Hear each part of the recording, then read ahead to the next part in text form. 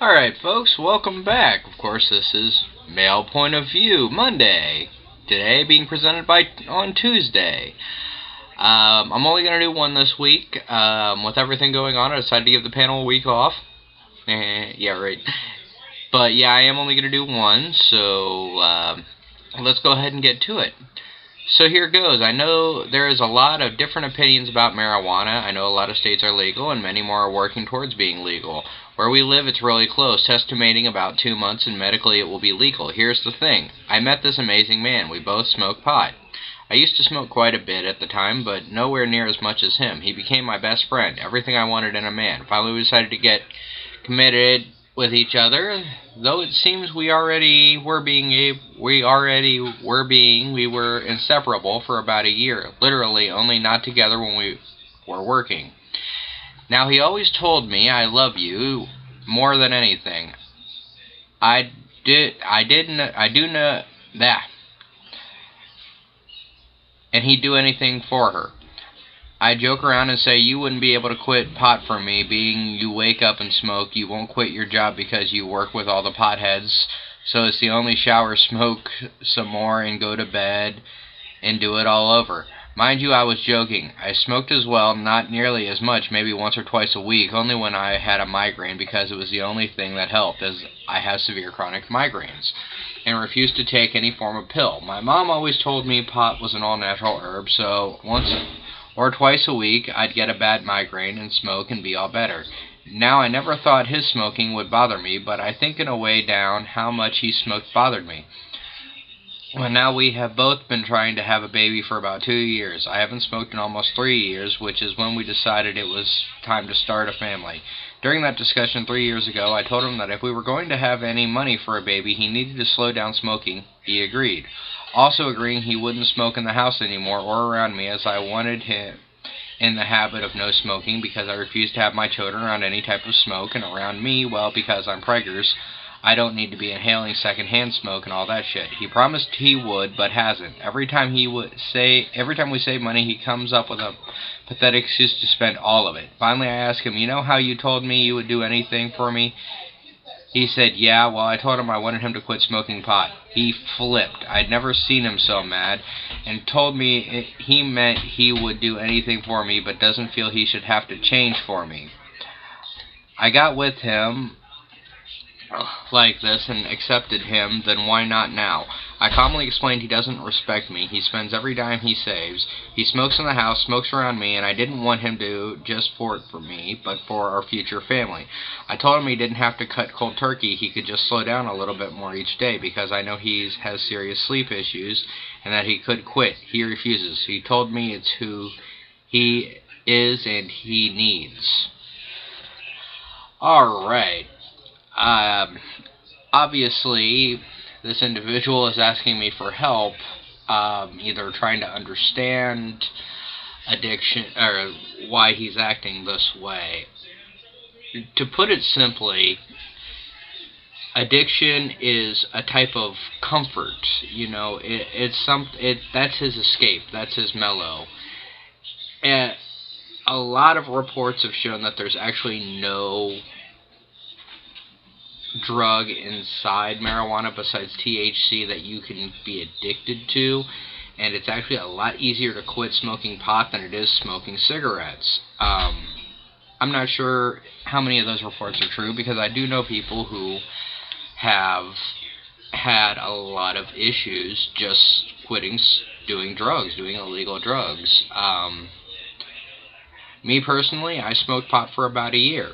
I'm not ashamed to say that, you know, but when, you know, I always tell people this is my pot story. I was at a friend's house, buzzed off everything. I was feeling good. My mom called and asked me why my room was so cold. I said, because the window's open. Okay, mind you, this is the middle of December, and I'm stoned. Well, the window was open because my bowl was in the window, so the stink wouldn't permeate my room. Well, she found it. Next thing you know, I have to go home. I went home. My mom said, you know, you get your butt home right now. So I walk home. I'm bigger than my mom, yada, yada, yada. You know, what is she going to do? Well, I walk through the door and I get smacked. I go from right here stone to sober in an instant, you know what I mean? I think we've all had those kind of moments in our lives. And I got chewed out. She told me how upset she was with me and how she expected so much more. And she didn't want me to be like my brother. Now, I take this to issue because my brother is a recovering drug abuser. He started with pot, as most people do. You know, they say it's a gateway drug. I don't believe that, honestly. I'm just saying I don't believe it is a gateway drug. I believe the only reason that it would be considered a gateway drug is because if you get caught with it, it's pretty much a slap on the wrist. So, you're doing something illegal, and yeah, they just slap you on the wrist, so of course you're going to try harder stuff. Maybe it's just me. I digress.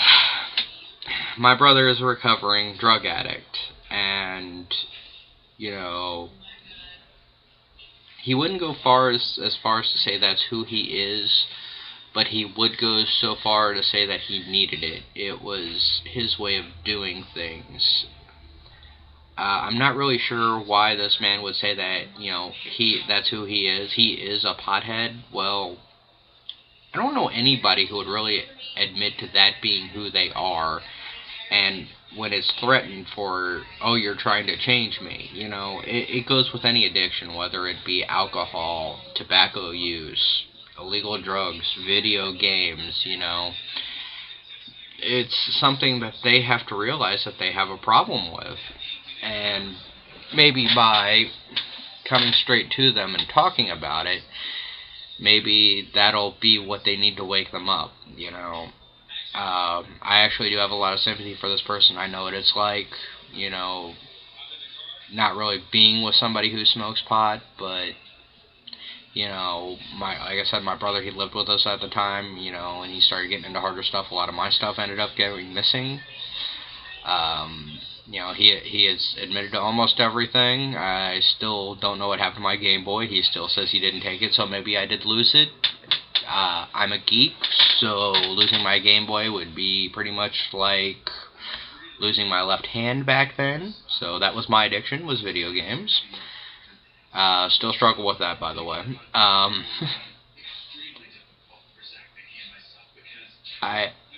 It's just so hard. I mean, you've confronted him about it, and of course, and he got defensive. Yeah, he is going to get defensive.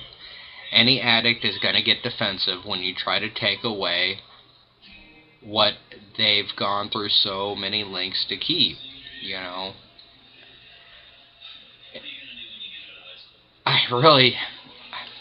He's going to have to see that it's a problem. I mean, he admitted he would try to back down, but, you know, it is a drug that affects the brain. You know that, I know that. You don't make the best judgment calls, and, you know, there's going to be times where all that money is going to be gone. I mean, I know you love this guy.